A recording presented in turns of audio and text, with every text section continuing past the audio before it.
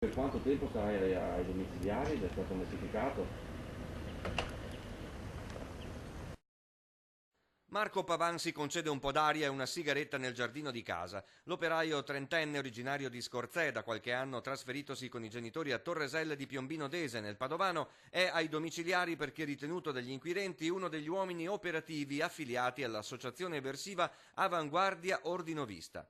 Nelle prossime ore inizieranno gli interrogatori di garanzia per lui e per gli altri componenti del gruppo, tre dei quali di origini venete, che sono in carcere o ai domiciliari. Le indagini sono coperte dal massimo riservo. È un'indagine in corso che per una parte è condotta dai carabinieri del ROS di Padova sotto la direzione della Procura Antiterrorismo di Venezia e per altra parte per altre ipotesi di reato dalla Procura della Repubblica di Belluno. Un messaggio ai cittadini comunque di conservare la più completa tranquillità.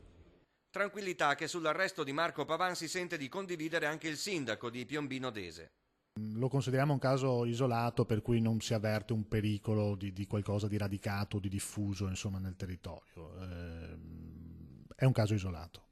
Escludo appunto la presenza di gruppi locali organizzati. A Torreselle c'è però chi, con qualche capello grigio, la pensa diversamente da sindaco e magistrato e ricorda che proprio qui, qualche decennio fa, risiedeva uno dei più noti neofascisti veneti. Ventura 1. Quando che la gente si arma e sta facendo questi... è preoccupante. Cose robe che non sono neanche permesse, insomma. Però siamo tutti quanti in alta tensione, questi momenti che stiamo di vivere.